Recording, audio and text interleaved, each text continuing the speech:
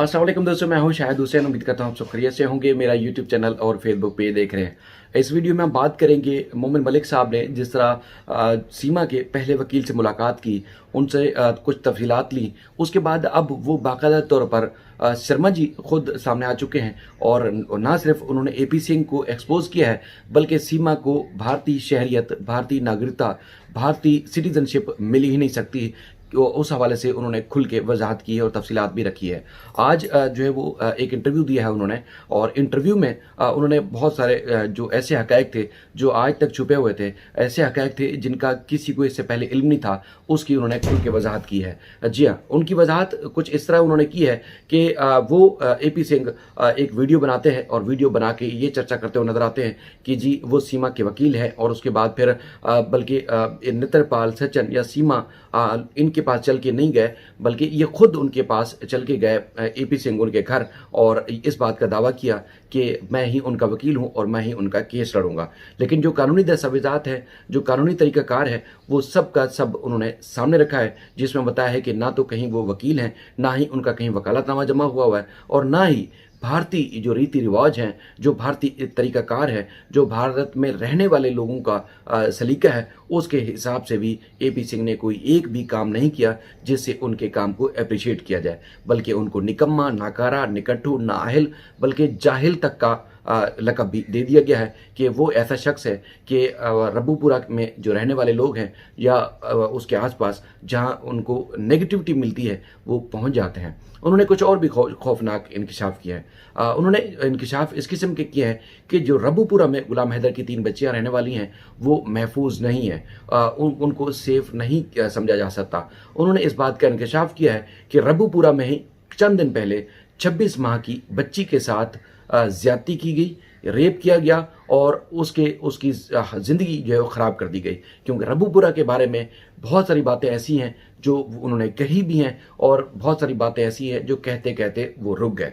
हम चाहते हैं कि उनकी बात जो उन्होंने इंटरव्यू दिया, जो उन्होंने हकायक से पर्दा उठाया कि सीमा चूँकि इलीगल आई है, सीमा गैर कानूनी तौर पर आई है, जितनी भी लाख कोशिश भी कर लें तो सीमा को जो है वो भारतीय सिटीजनशिप नहीं मिल सकती, भारतीय शहरियत नहीं मिल सकती, उसको नागरिकता मिल ही नहीं सकती।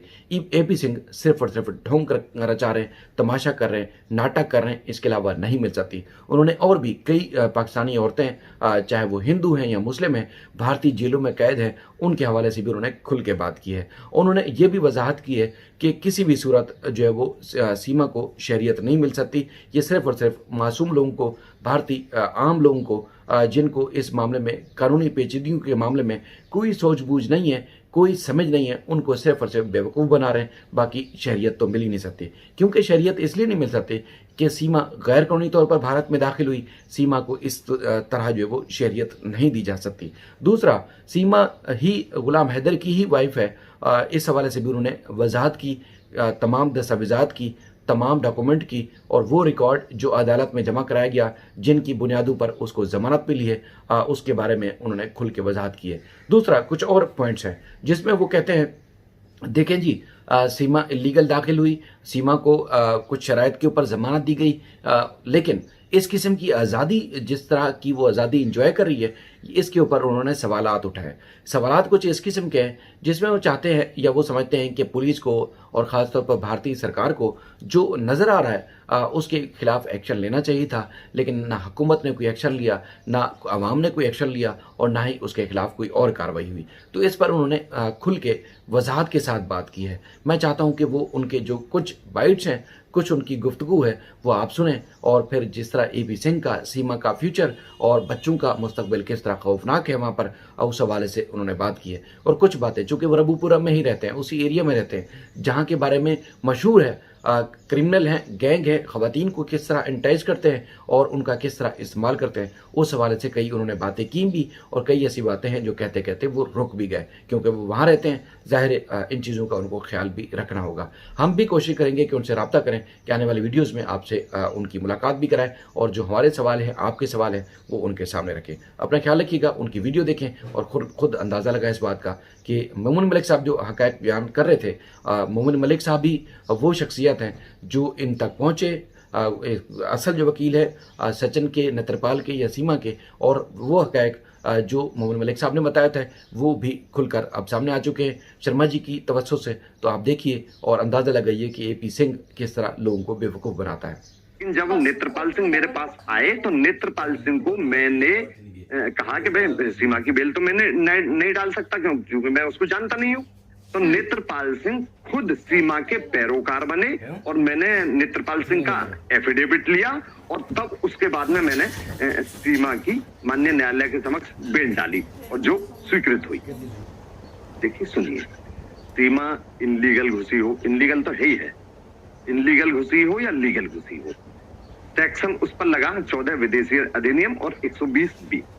तो इसमें विदेशी अधिनियम में जो है 7 साल से कम सजा का प्रावधान है। तो इसी के एक माननीय उच्चतम न्यायालय और माननीय उच्च न्यायालय द्वारा जो जारी की गई गाइडलाइन है, एक गाइडलाइन है Satendra Kumar until versus CBI, उसी के तहत मैंने इनकी माननीय न्यायालय द्वारा बेल कराई।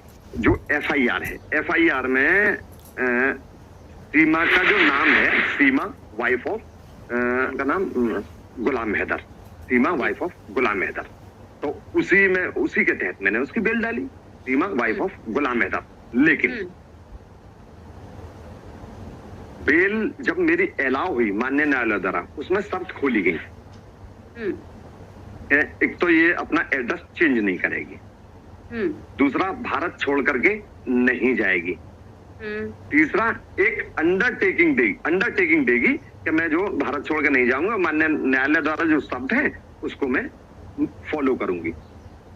लेकिन अब चूंकि मुलजिम जो है जेल में है, तो मैंने माननीय न्यायालय से कहा कि हुजूर मैं तो अंडरटेकिंग दूंगा नहीं, मुलजिम जेल में है, अंडरटेकिंग पर उस पर साइन कौन करेगा? जिम्मेदारी अधिवक्ता की आ जाती है उस पर। तो मैंने स्पष्ट मना कर दिया कि अंडरटेकिंग मैं नहीं दूंगा। लेकिन मैंने एक शर्त पर अंडरटेकिंग दी कि यदि अंडरटेकिंग देने के बाद में यदि जेल से अंडरटेकिंग पर साइन होकर अभियुक्तों के कोर्ट में दाखिल किए जाते हैं, इसी शर्त पर मैं अंडरटेकिंग दे सकता हूं। अंडरटेकिंग मतलब यह है कि मैं इसके लिए वचनबद्ध हूं कि मैं देश छोड़कर नहीं जाऊंगी, एड्रेस नहीं चेंज करूंगी और जो माननीय न्यायालय द्वारा जो जमानत पत्र की शर्तें हैं उनको फॉलो करूंगी। क्या था, अब उसमें आता है सबसे बाद में एड्रेस, कि वो एड्रेस पर किस पर रहेगी।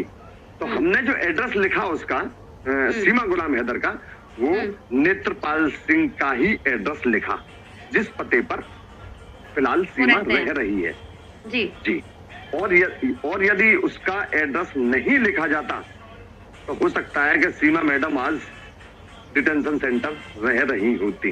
देखिए नहीं, ये सारी चीजें शामिल नहीं थी, लेकिन इस सारी चीजों का ख्याल, जो भीड़ इकट्ठी हो रही है, इसका मतलब ये है कि उसकी सुरक्षा देखी जाए।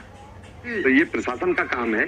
मान लीजिए कोई भी असामाजिक तत्व वहां आकर के कोई भी दुर्घटना कर सकता है, अनहोनी कारित कर सकता है, तो ये प्रशासन का काम है।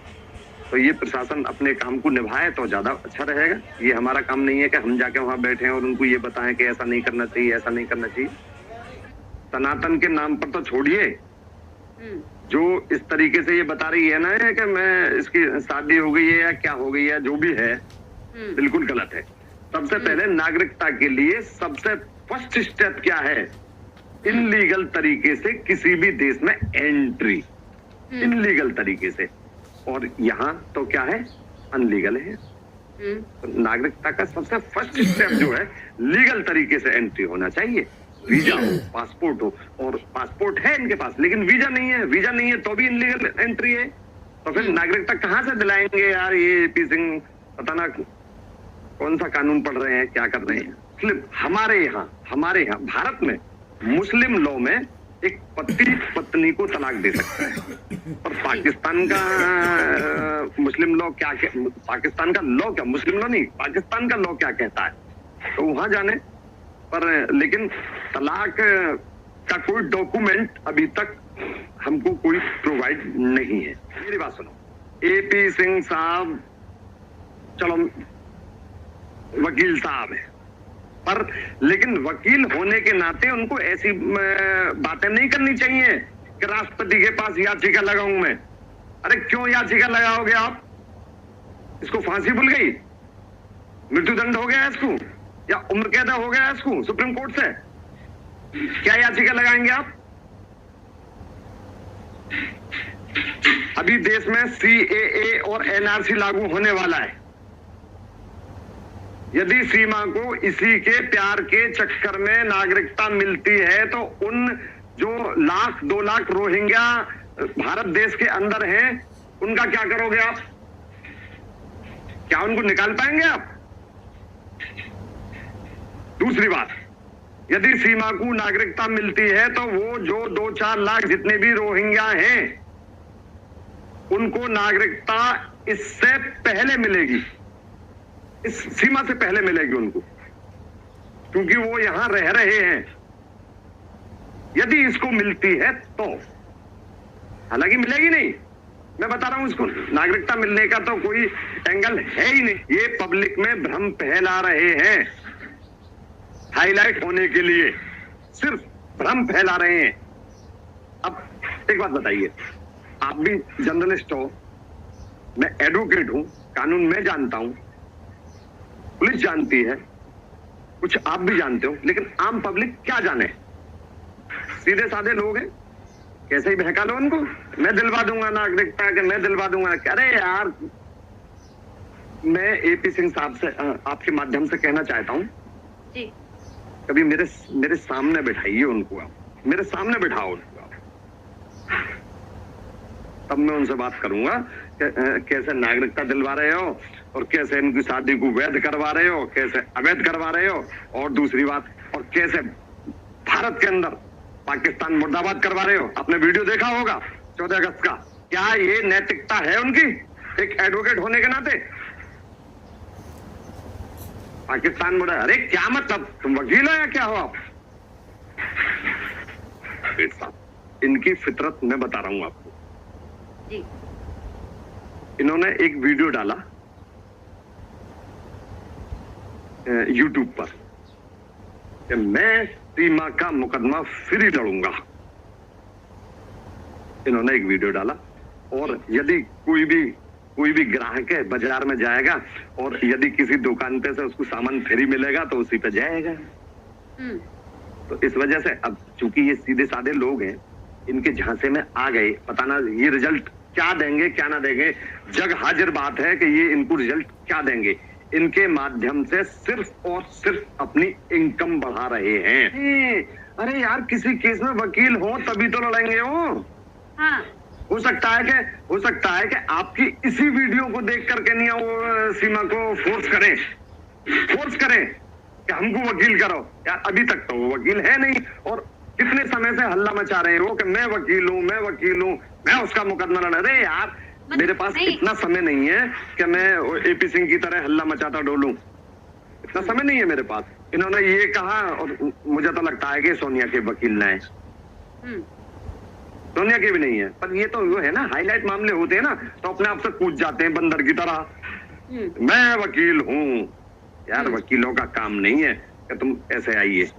इन्होंने चलो सीमा को तो बहन बना लिया, अच्छी बात, बहुत अच्छी बात है कि सीमा को इनने बहन बनाया, लेकिन भारत के अंदर पाकिस्तान की मैं जानू अनगिनत हिंदू महिलाएं हैं, मुस्लिम महिलाएं हैं जो कि जेलों में पड़ी हैं या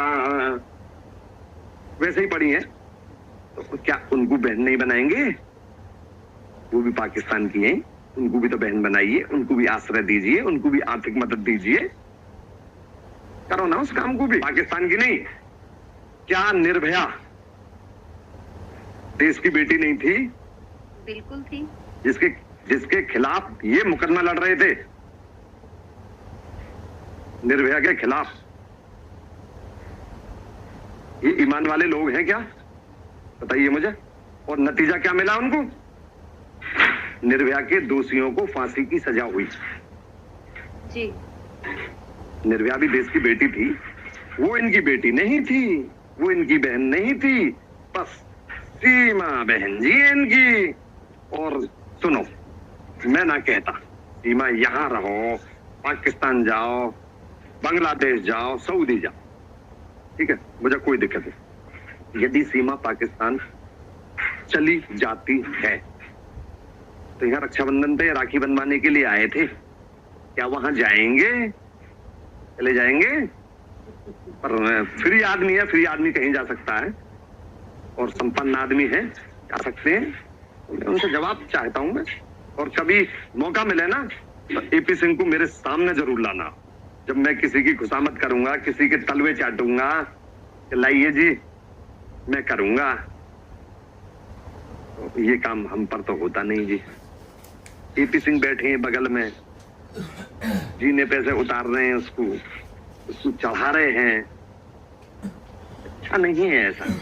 जो भारतीय संस्कृति है इसके बिल्कुल खिलाफ चीज है, जो ऐसा नहीं होना चाहिए। समझदार समुदाय है वो खिलाफ है, लेकिन जो अय्यास है उसके फेवर में। अय्यास भी तो होंगे। हाँ, बहुत अच्छा कर रही हैं, बहुत अच्छा कर रही हैं भाभी जी, बहुत अच्छा नाच रही हैं, भैया बहुत अच्छा प्यार कर रहे हैं। अरे यार, अपने बच्चों से प्यार करो यार। अभी एक चीज और बताऊंगा, अभी मेरे ख्याल से 8-10 रोज हुए हैं, अभी कस्बा रबूपुरा में ही एक 26 माह की लड़की के साथ बलात्कार हुआ है। 26 माह, 2 वर्ष 2 महीने की बच्ची के साथ। और जो शैतान था वो उसको घर से, उसी के घर से उसको गोदी में उठा के ले गया। 25-30 साल का हैवान था वो, गोदी में उठा के ले गया।